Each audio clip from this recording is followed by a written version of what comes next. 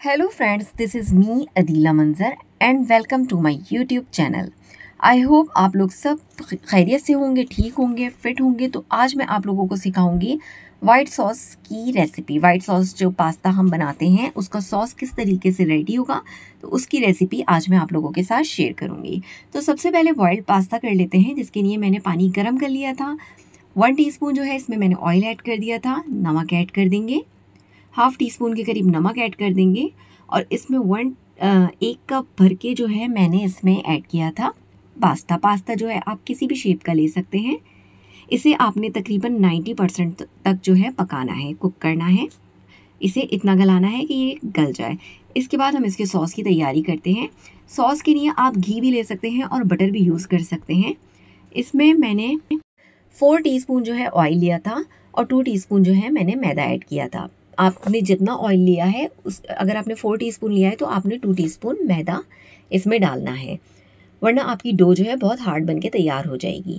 देखिए, इस तरह करके आपने इसे पकाना है जब तक आपके मैदे का कलर चेंज नहीं हो जाता। इसके बाद आप इसमें चाहें तो मैंने आधा कप इसमें दूध भी ऐड किया था। दूध डाल के भी आपने इसे पकाना है।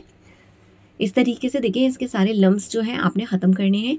स्लो स्लो पकाएंगे तो इसके सारे लम्स गायब हो जाएंगे और इसका पेस्ट जो है गाढ़ा सा बन के तैयार हो जाएगा। थोड़ा सा मैंने इसमें पानी ऐड किया है।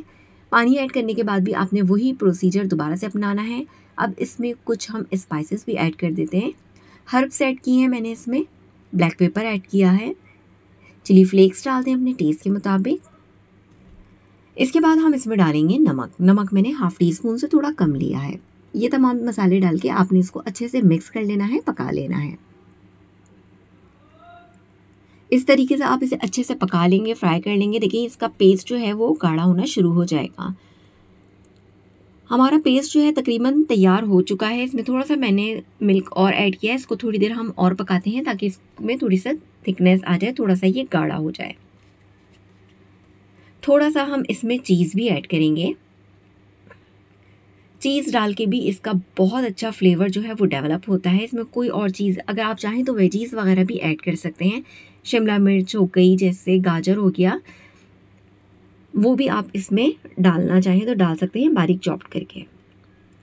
थोड़ा सा अब हम इसमें पास्ता ऐड कर देंगे। पास्ता हमारा बॉइल्ड हो चुका था, वो डाल के हम इसे तकरीबन 2 से 3 मिनट कवर करके रख देंगे, पकाएंगे अच्छे से ताकि इसका थोड़ा बहुत जो कच्चापन हो वो निकल जाए और इसमें मज़ीद गाढ़ापन आना शुरू हो जाए। हमारा वाइट सॉस पास्ता जो है वो तकरीबन बन के तैयार हो चुका है। उम्मीद करती हूँ आज की रेसिपी आप लोगों को पसंद आई होगी। रेसिपी पसंद आए तो please like, share and subscribe ज़रूर कर दिएगा और हमें कमेंट्स करके ज़रूर बताइएगा कि आज की रेसिपी आप लोगों को कैसी लगी। रेसिपी बहुत ही मज़ेदार बनी थी, बहुत ही टेस्टी बनी थी, मेरे बच्चों को बहुत ही पसंद आई थी। तो आपने इस रेसिपी को घर में ज़रूर ट्राई करना है। Thanks for